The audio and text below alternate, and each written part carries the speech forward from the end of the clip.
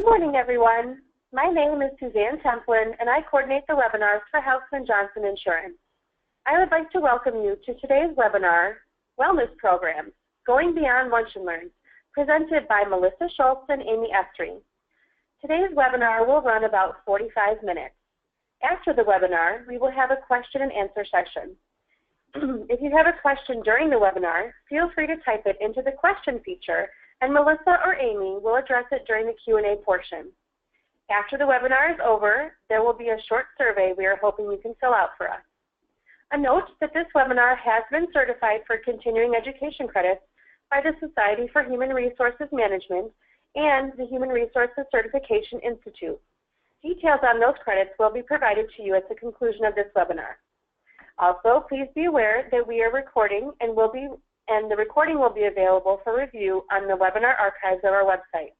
If you do not want to participate in a recorded webinar, you may want to close the application at this time. You will receive a follow-up email from us later today or tomorrow. I would now like to introduce you to our presenters for today's webinar, Melissa Schultz and Amy Estrie. Melissa has been a benefits account manager at Hausmann Johnson Insurance since 2006, primarily servicing smaller employers. Melissa has over 17 years of experience in the group benefits industry. She is licensed in life and health insurance, and she has earned the Registered Health Underwriter, the RHU, and Group Benefits Associate, GBA, designation. Melissa loves helping people and believes continuing her education makes her a more valuable resource to clients. Wellness is her newest passion, and she recently achieved the WELCOA faculty member status so she can be a wellness coordinator and educator for both the agency and for clients. Amy believes that a company will be successful when the employees are successful, and she values being a contributor to that success at Hausmann Johnson Insurance. She uses over 20 years of human resources experience to oversee the agency's internal HR management while also serving as an HR consultant for clients. Amy recognizes that running a business is complicated enough without having to understand employment law, so she does the legwork by continually researching and determining how the law applies to specific situations.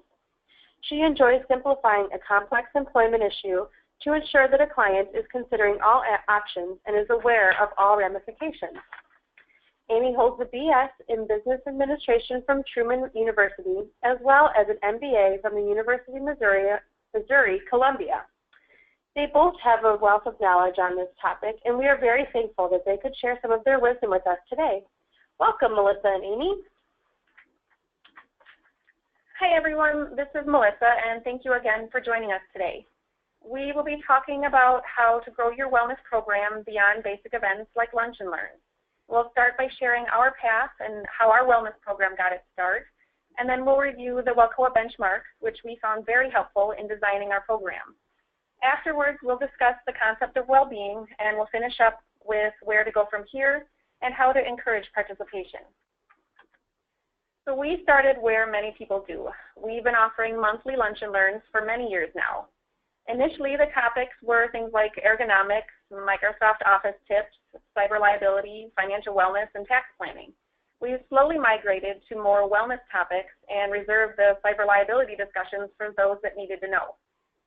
We've also been participating in 2 run walks for many years now, and Hausmann Johnson pays the registration fee for employees.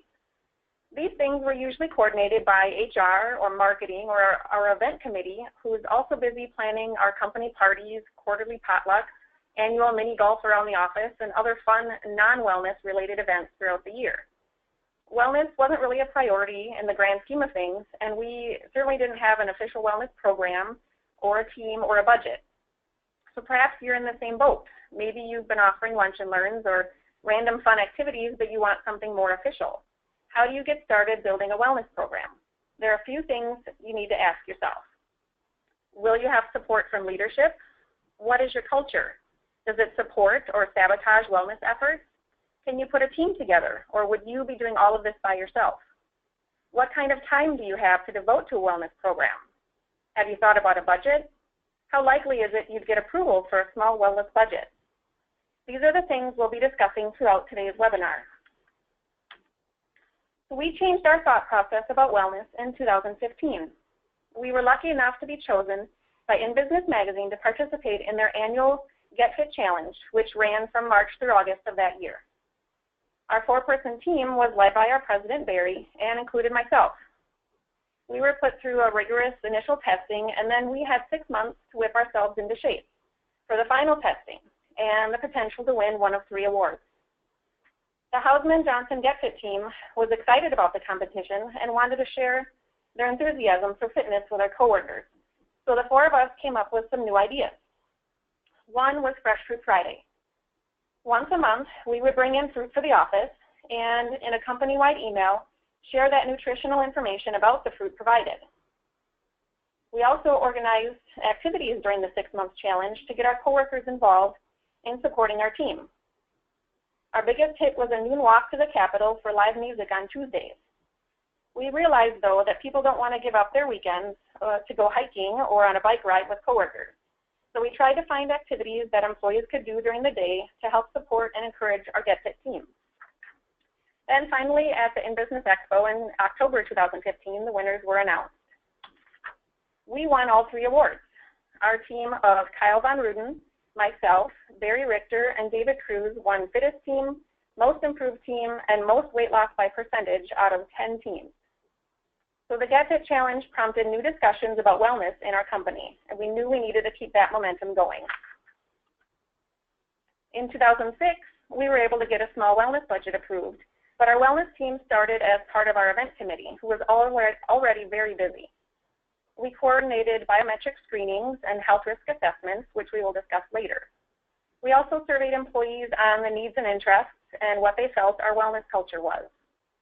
I completed a worksite wellness training program through the Wellness Council of America in June, and as Suzanne said, I achieved WELCOA faculty status. At the time, there were only 104 WELCOA faculty members in Wisconsin and 1,048 in the world. By August of 2016, we were able to form our own official wellness committee and started working on goals for 2017. We continue to offer monthly lunch and learns, but we added 6 fitness challenges in 2016. Our challenges were singularly focused, though. We had 30-day challenges for things like a plank, a wall sit, push-ups, balance challenge, leg lifts, and then we were able to find a free Maintain Don't Gain challenge that we could join at the end of the year. We found that most of these challenge participants were those that were already very active and fitness focused. We knew we needed to reach more people because we were only averaging about 23% participation of our 75 employees at the time. In December 2016, we rolled out a popular Sit for 60, Move for 3 program. We called ours Move Around the House, HAUS. Most of our office sits at their desk all day or in meetings, and we wanted to help educate everyone on how sitting for hours at a time is bad for your health. We brainstormed ideas for employees to get up and walk around or challenge a coworker to a plank or a wall sit for a few minutes. We hung the ideas on our Fitness tree, which you can see in the top right photo here. Employees could grab an idea ornament if they needed a suggestion. We also created several new challenges for 2017 where everyone could participate. We had a 30-day water challenge, a Move Around the House challenge, a yoga balance challenge where we kicked it off with a yoga instructor-led lunch and learn, as well as an instructional video. We also held a super team challenge made up of several physical activities with people in teams of 4. And then a healthy eating challenge focusing on eating 5 veggies or fruits per day. And then lastly, we will be doing our Maintain Don't Gain challenge again next month for the holidays. During 2 of our challenges this year, we scheduled 2 5-minute practice sessions, which also helped promote our Move Around the House initiative. You can see several of us in the bottom right photo in warrior pose as we worked through the yoga balance challenge sequence. We also chose lunch and learn topics based on survey feedback. Employees were interested in healthy cooking and eating, mindfulness, and stress management. So we coordinated with local insurance carriers and the YMCA, Metcalf's Market to educate employees.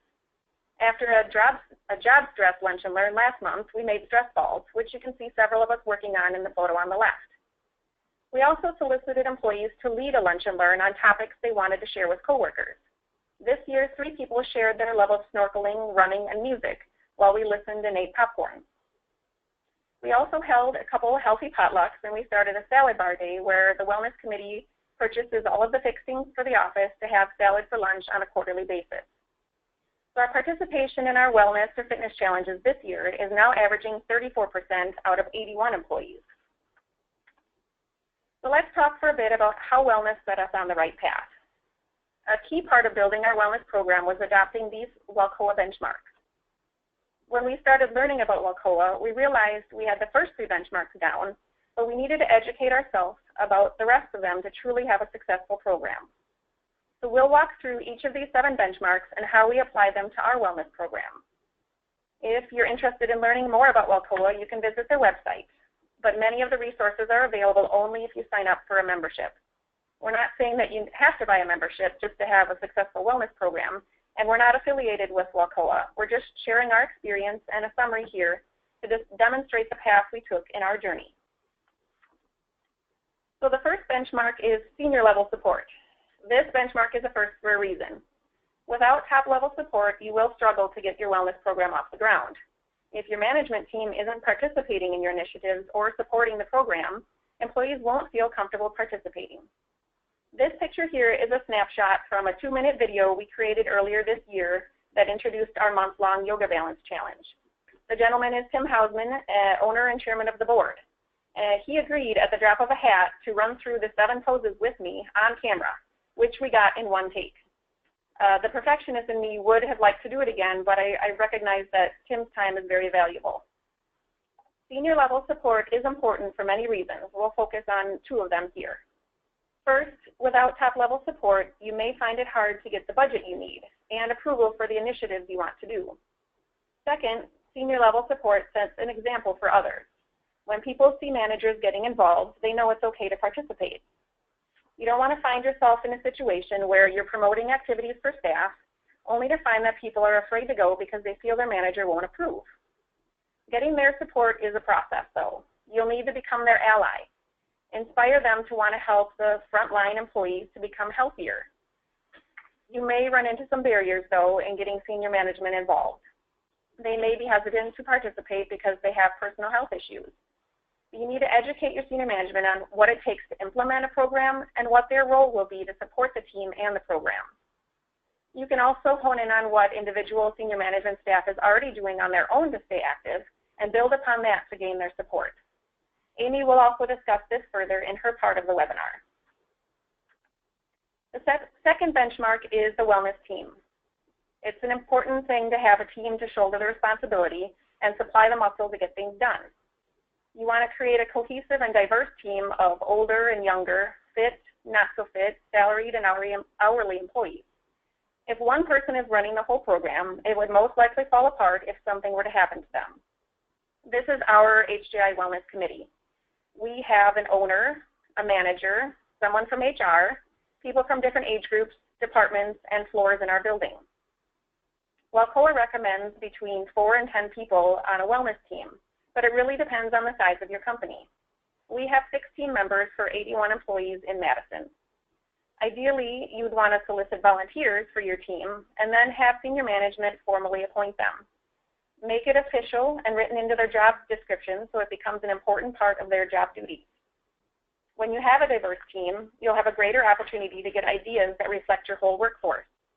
Planning activities and challenges and events are a lot easier when you have help. We've also found that each person has different contacts and friends, which has helped us in lining up speakers for lunch and learns on new topics. You will also want consistency with your wellness program, so if you're switching up your team members every year, it may not be conducive to your program. Ongoing appointments with no limit is the best approach. If that's not an option, you can consider a 1 or 2 year appointment with the ability to renew. You also need to record your progress as a team. Your team should meet monthly at least, and you should have a formal written agenda for each meeting and detailed meeting minutes documented. It's important to have historical information for evaluation, future team members, and senior management. So don't take on wellness all by yourself. You need to get a team together. You can't change what you can't measure. This holds true for wellness programs as well. Data collection is a critical step to lead your wellness team in the right direction on what programs to offer. Your wellness team needs to understand the collective health status and risks of your employees, and it'll educate you and your team on what health risks need to be focused on and what employees want.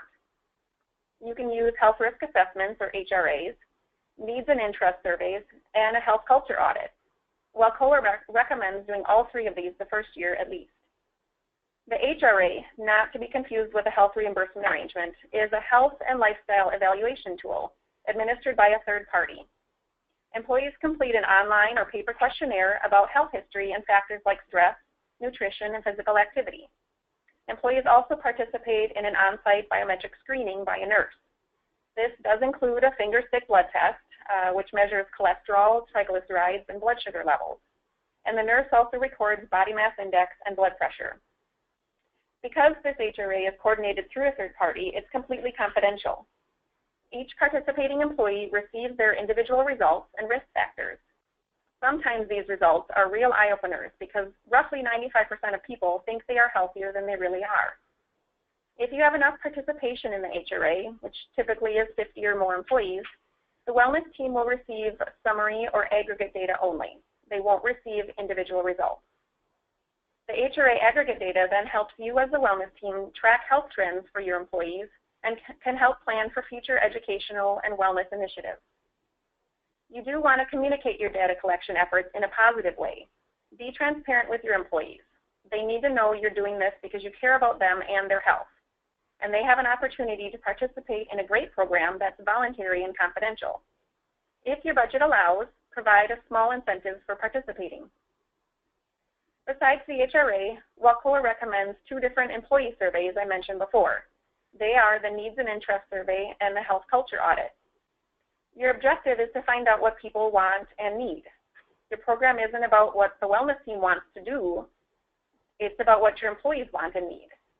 And the Health Culture Audit gives you a look at what people perceive is the present environment or culture, along with what they want it to be in the future.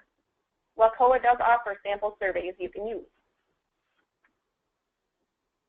A written operating plan is the next step. Without one, WELCOA says your program will fail. One quote they used in the WELCOA training was, "Failing to plan is planning to fail." Planning forces you to think through the details in advance, and it makes the program transparent. Be patient with your planning process and take your time. Never copy someone else's operating plan. Your operating plan doesn't need to be a book, but it should include certain components. Hausmann Johnson's plan is 2 pages, but we've seen samples from large employers that were 6 pages or 13 pages. Here are some components WELCOA recommends be included. A vision statement is a 1 to 2 sentence declarative of the ultimate goal or accomplishment. Goals and objectives. These are pretty self-explanatory as they are the specific things you want to achieve. Make them clear so you can evaluate your outcomes later. Roles and responsibilities. Here's where you'll outline who will do what on your team and when. Look at the strengths and talents of your team members and assign responsibilities appropriately. Hold everyone accountable. Itemized budget. This is where you need to think about what activities you have planned. Are there speaker fees, incentives, supplies, or vendor costs? Do you need exercise equipment in the office? It could be something as simple as a couple yoga mats and a set of hand weights. It forces you to think through what your plan needs and what it will cost. Communication strategy. What kind of communications will work for your organization? Is it paycheck stuffers, emails, posters? Try multiple approaches to get the word out about your program offerings. An evaluation plan. How will you determine if your efforts are making an impact? It should outline how you plan to measure participation, participant satisfaction, changes in knowledge, changes in attitude or culture, and so on. Once you've written your plan, you need to share it with your senior management before you finalize it. They may have suggestions or ideas you can incorporate. You may also need to update your operating plan each year depending on the success of the program and any new needs or interests. Let's take a look at our operating plan.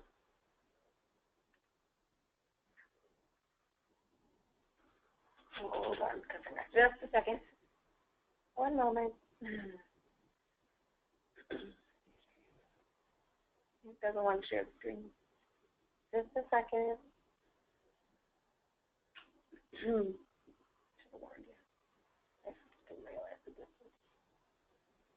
Maybe we won't look at our operating plan? Yes, we will. Okay. I just have to.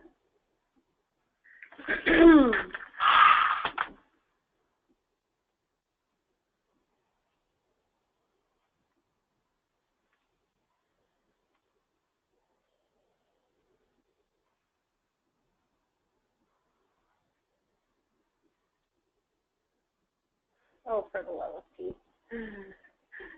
Apologies, everyone. Here we go. There we go. Yay! Hi, everyone.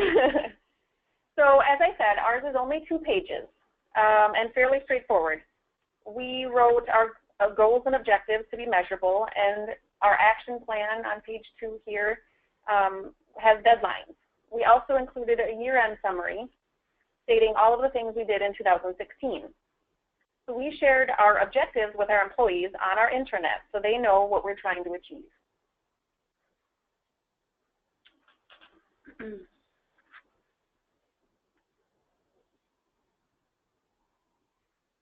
There we go.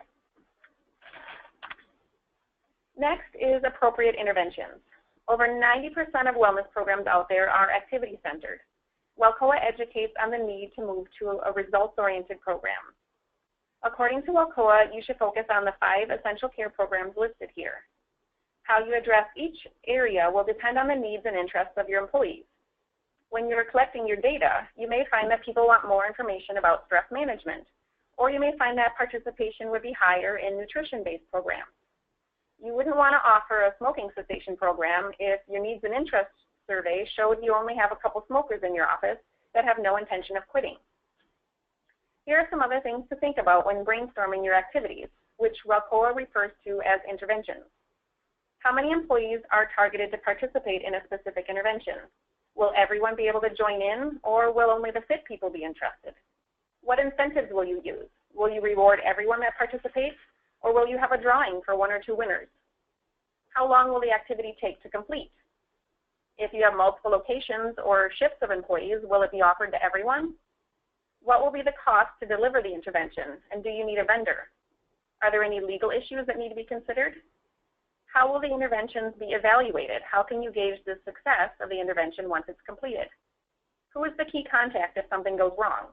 Is it a wellness team member or the vendor?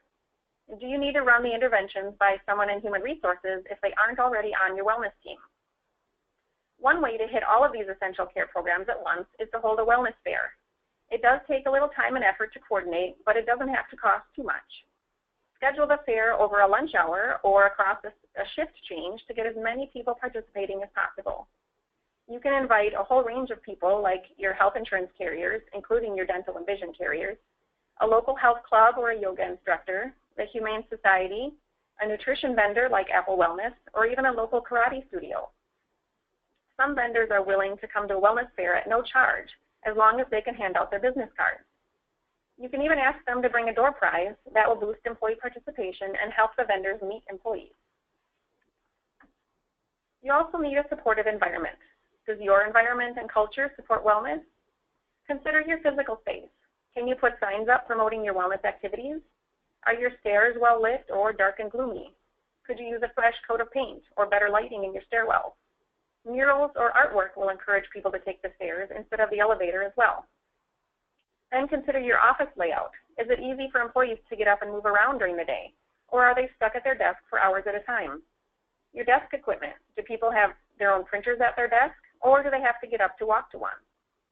If you want people to make healthier choices, put healthier options in your vending machines. Put soda on the bottom rows and flavored water or iced tea at eye level. If you do have a cafeteria, label the food items to help employees understand which options are healthier. Does your company culture support wellness? If all of your employees sit all day, encourage walking meetings or a Sit for 60, Move for 3 initiative. Incorporate scheduled stretch breaks in a couple of work areas so anyone can participate. We set up 2 small fitness areas in our office with yoga mats, hand weights, a balance ball, resistance bands, and a binder that has printed exercises anyone can do with these items. In the extreme, there are even apps and devices you can install on your computers with alarms that tell employees to get up and move. Another way to have a supportive environment is to make wellness part of your company values and communications. If you have a company meeting, is wellness on the agenda?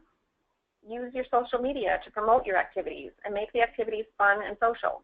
Bring in a little competition to your activities. You could also sign up for and then promote an Employee Assistance Program, or EAP, if you don't already have one embedded in your life and disability coverage. These are just a few ideas of things you can do to make sure your environment and culture are supporting not sabotaging your wellness efforts. Finally, evaluating outcomes.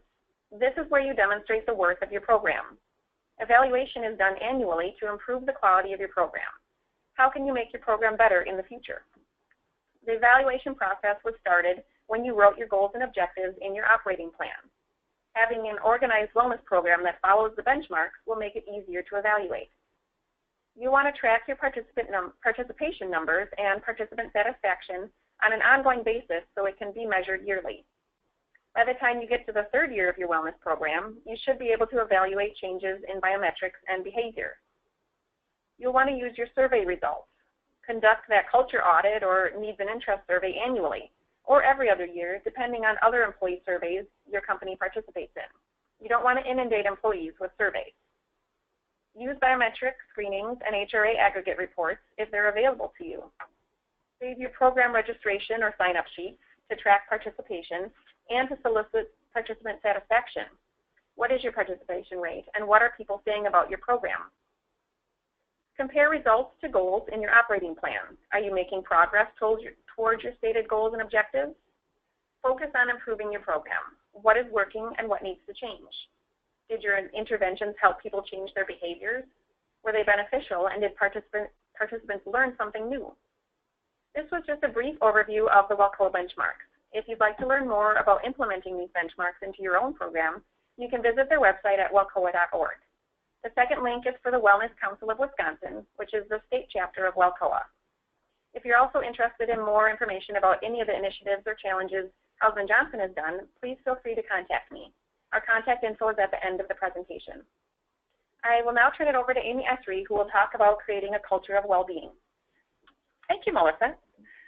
So we spoke briefly about creating a supportive environment for your wellness program, including things like having brightly lit stairwells and having an EAP.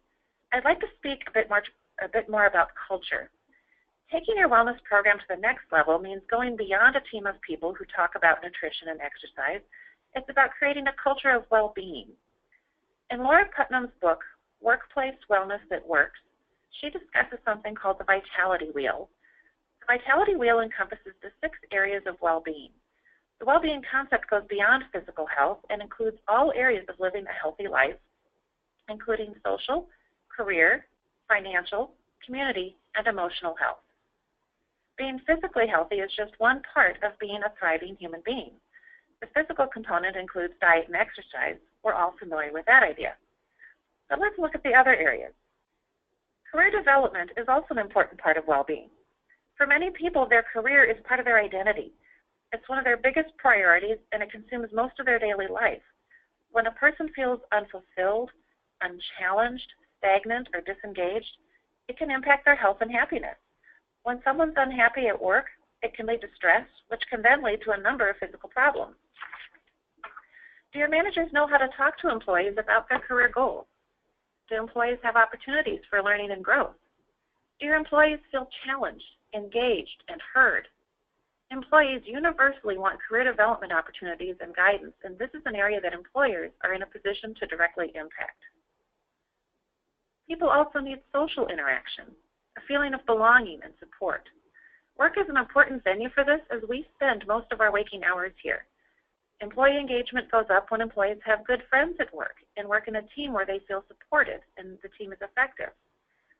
Companies can help in this area through company events that encourage interaction. That might be departmental or company meetings, summer picnics, potlucks in the office, a reading club, a walking group, or volunteer activities. And I'm sure you can come up with other ideas. Look for activities that get people out of their team and help them to meet other people in the company. And try to find ways for people to really get to know each other and go beyond superficial relationships to develop real friendships. Emotional. Some managers might feel that they aren't responsible for the emotional needs of their employee, but in a way they are. We all want to work in an environment that's free from bullying and harassment. We all want to work in an environment that's supportive, built on open communication and trust. Do your employees feel respected, and do they show respect to management and each other? Do your employees feel comfortable speaking to their managers about difficulties that they're having that might impact their work? And do managers know how to respond to that? Do you have an employee assistance program to help your employees with things that go beyond what the company can help with? How could your organization improve in this area? Many people value community service and feel fulfilled and more positive when they are able to volunteer or give back to the community. How can your organization support this? Some companies give employees time off for volunteer work, or they'll send a team for United Way Day of Caring projects. If that's not feasible for your organization, what about putting together a list of volunteer opportunities in your community that people can do on their own time? Maybe help organize teams. At HGI, we've done teams for Bratfest, Earth Day, and we recently had a team build a playground for a housing complex near our office. What can your organization do to support your community and encourage employee volunteering? Financial. Obviously, you pay your employees, but there are other ways to support your employees' financial health. Do you offer disability and life insurance? What about educational opportunities? Perhaps you can bring in your 401k provider to talk about investing, or see if your banker can talk about budgeting or mortgages. This is a bigger area than you might think. Finance is a common source of stress for individuals and for families, and it's an area that people often lack knowledge and they really don't know where to go for help. If you want to take your wellness program to the next level, expand your focus to one of well-being. Look at the whole person and what each of us needs to thrive beyond exercise and nutrition. You may not be able to address all of these areas at once, so look at your culture audit and your interest survey and choose one or two areas that you think can be changed and work on those first. Those small steps will lead to real results that you can build upon. For small companies, the idea of implementing a full-fledged wellness program can seem daunting. You don't have to do it all. You don't have to do all of it at once, and it doesn't have to be expensive, but you do need support. As Melissa said, one of the WELCOA steps is getting top-level support. I personally have seen where this can make or break a program. Many years ago, in a different company, back when wellness was still a newer idea, I asked upper management if we could do a wellness program. They said, sure, but they wouldn't give me any money. And if I wanted to offer free lunch and learns, people had to punch out to attend, which of course no one wanted to do. So I had no support and therefore no program. It was a great example of the importance of executive support. So that's where you want to start. Figure out what's important to top management and find a way that wellness or well-being can speak to your corporate objectives or needs. For example, if your CEO is worried about recruiting and retention, speak to how creating a culture of well-being creates the kind of culture that attracts candidates and reduces turnover. Often applicants will ask about company culture in the interview stage, and generally speaking, employees have come to expect that most companies will have some kind of wellness offering. If morale is an issue, talk about how healthier employees are happier, and doing fun wellness activities boosts social and emotional health, leading to a happier workplace. Having good relationships and friendships at work are a contributor to engagement. If productivity is an issue, you can talk about how healthier and happier employees have better concentration, higher energy levels, greater output. Look for articles, case studies, applicant and employee feedback to support your argument. You want to show that wellness isn't just an HR program to make people feel good. It's a corporate strategy that affects staffing, productivity, and ultimately the bottom line. Earlier, Melissa mentioned that it can be hard to get managers involved in wellness activities or get their buy-in for the program. So let's take a moment to dig into this topic a bit more. You might have a lot of great activities that employees want to join, but if they feel that their supervisor discourages participation, you may be left wondering why your participation rate is so low. You may need to educate your managers on why wellness programs are important. You can talk about health statistics like obesity and diabetes statistics, or trends in the cost of health care. You can also talk about how, for many of us, work is our main community. We spend so much time at work, our coworkers become our friends, our support network, and how we live at work impacts other areas of our lives. You can also talk about how building a culture of well-being can lead to a thriving and vibrant workforce that boosts morale, fosters engagement, and attracts and retains top talent. You can share the concept of well-being and the components of the vitality wheel: finances, community, emotional health, physical health, career, and social life. So what specifically can you ask your managers to do to help support your wellness program? Well, they can share their stories. If you have a manager who values wellness, would they be willing to talk about why? Maybe with their own department or on a larger scale in a company meeting. They can set the example by joining in. Try to get at least a few managers to participate in each activity. If the managers are participating, employees are more likely to also do so. Managers can also set an example when they bring in treats or lunch for their team. You can encourage managers to choose healthy choices for things like this. You'll still have a few that like donuts and pizza, and that's fine, but you might have a few that start bringing in better options when they want to treat their staff. Give permission. By their attitudes and actions, managers convey permission, or not. Employees might feel that their manager doesn't really approve of them taking the time to participate, when really that might not be true. A particular department might feel like they're too busy and there's a stigma or an unwritten rule that they can't participate in wellness activities. Encourage your managers to think about how they influence their team and the message that they may be sending. Even if the manager is not personally interested in participating in wellness activities, he or she can and should still encourage staff to do so. A common concern for small organizations is the budget. A lot of companies can't afford fancy web portals, elaborate incentive plans, expensive prizes, and lots of trinkets. But it isn't the size of the budget that counts. Your objective is to inspire people to make changes that lead to greater well-being, and that typically isn't going to happen through money anyway. At Hausmann Johnson, our lunch and learns are mostly free. We tap our insurance carriers to see if they can help out. Maybe they have a dietitian that can come and speak. Does the carrier have a wellness function that supports employer efforts?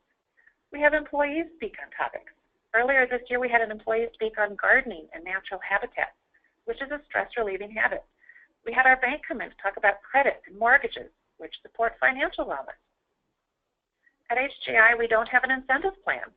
When we do a challenge, we'll do a prize for the winner, either through some kind of result like who did the most push-ups, or through a random drawing. It's a token gift. No one participates just to get the cash. They participate because we make it fun. It's a social thing as much as a fitness thing.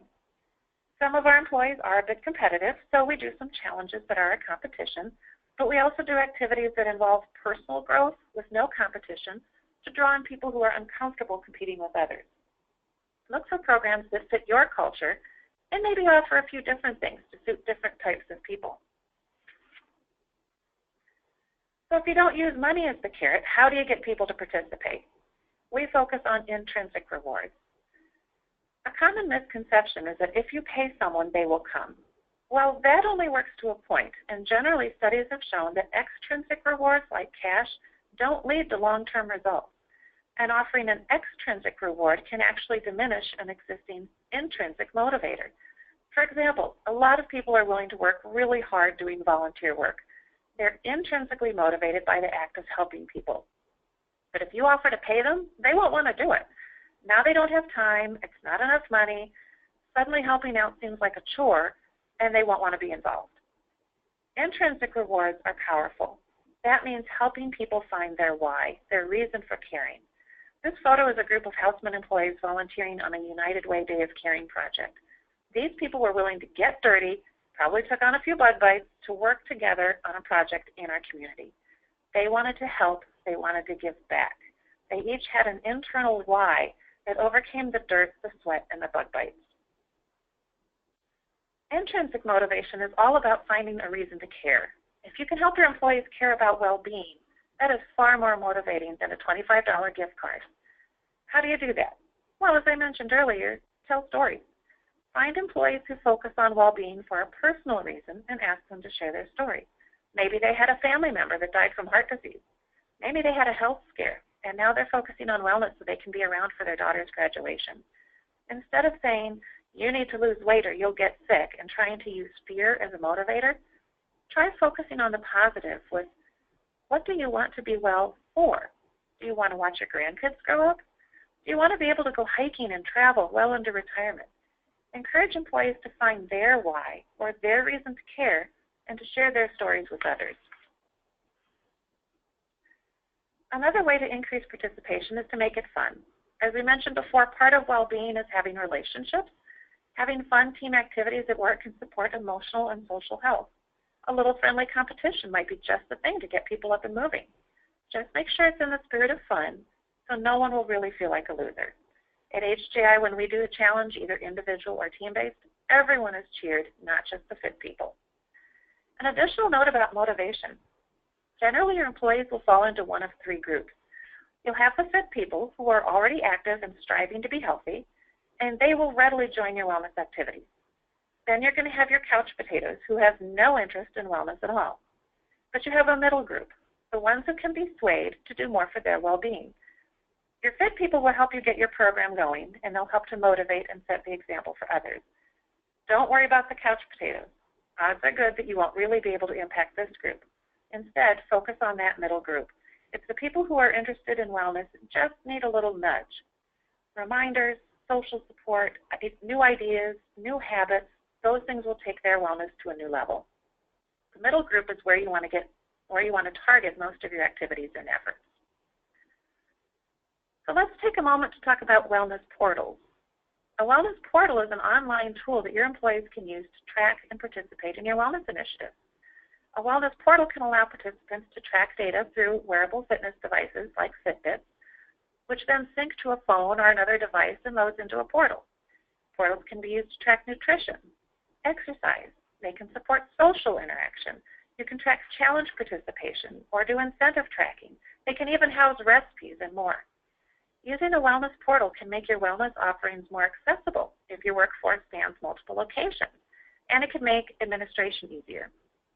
We live in a highly technical world, so employees will enjoy and maybe even expect these kinds of tools as part of a contemporary wellness program. Now, there are a lot of different types of wellness portals out there offering various features and various levels of cost. Your insurance carrier might even have something that members can access for free. At my last company, we were a technology company, and we tried a couple of different portals and found them to be a valuable part of our wellness program. At Hausmann Johnson, we aren't as technology-driven, so we really haven't explored this option yet. Whether or not you want to use technology to support your wellness initiative really depends upon your culture, your budget, even your wellness goals. So certainly evaluate a few options out there and see if it might be something that you want to implement at some point. So we've covered a lot of information this morning. We talked through how to structure your wellness program, and we looked at taking it to the next level and focusing on well-being. We hope we've given you a few ideas to take wellness beyond a few fun activities to create a real cultural shift. It may not happen overnight, but it's definitely worth striving for. Thank you, Amy and Melissa. That was extremely informative. And I'm going to go ahead and encourage anybody to type in any questions that you have right now. And while you're doing that, we're going to look at a few that have come in already. So the first one is, do you try to determine ROI for the program? You didn't mention it. Want me to take that one? Okay. Well, when wellness programs first became popular, ROI was the leading justification. But over the years, a lot of companies started to realize that ROI on wellness was really hard to measure and even harder to realize, especially in smaller companies. So now companies are really focusing on wellness because it's the right thing to do or because wellness is desired by employees, so it helps in recruiting and retention.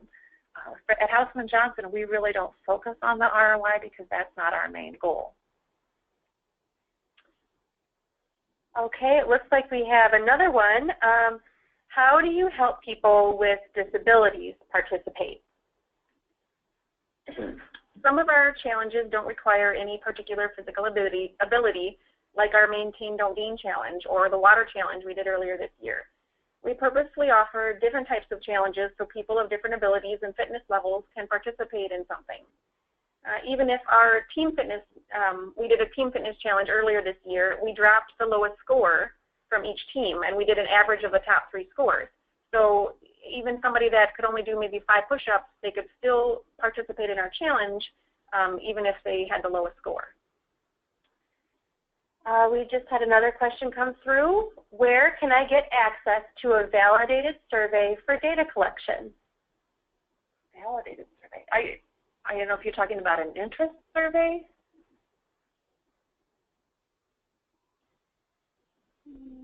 Validated survey for data collection.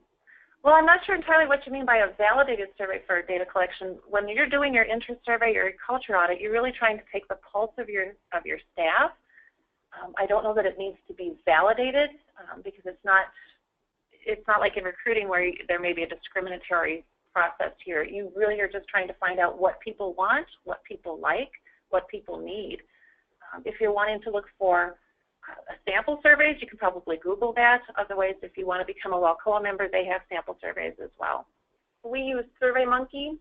We put all of our surveys out on SurveyMonkey and have the employees take them there, so we could aggregate the data and run reports off of that.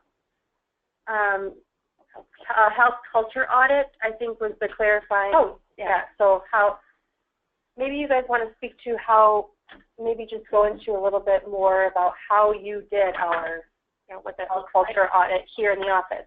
Sure. So you said you created a SurveyMonkey, right? Yep. We took the health culture audit that WELCOA recommends and put those questions out in SurveyMonkey and then sent the link to the employees. So the health culture audit covers questions like, I feel like wellness is supported in the organization. It's really trying to take the pulse. It's not necessarily challenge specific. It talks about people eat healthy here.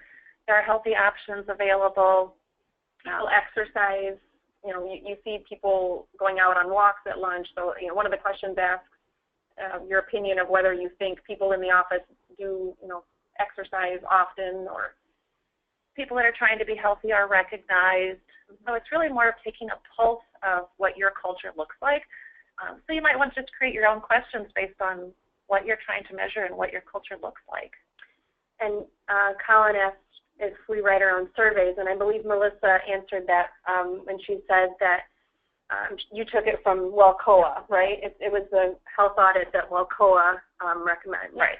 So we've modified them over time to suit our organization because we don't have vending machines here, so some of the questions about food options didn't really apply. Yeah. So we've certainly modified it to fit our work environment. While we're going through these questions, and I think we might have a couple more, I just pulled up Melissa and Amy's contact information, and I encourage you to just jot it down because as you work through, your own wellness committee or work through the information that they've given you, you may find that you have some questions arise, and I know that they would be more than happy to help you with those. We have another question. You mentioned that your managers get involved.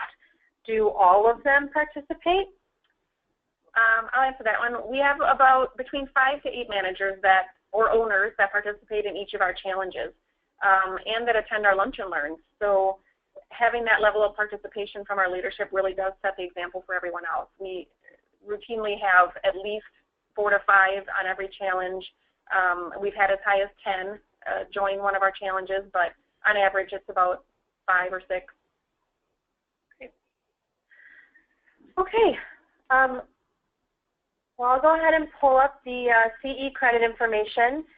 Please feel free to continue to put your questions through. We still do have about 10 minutes left, so if you would like to ask a question, you can go ahead and do that. Otherwise, thank you everybody for listening, and we'll be here for another minute or so if you do have any questions.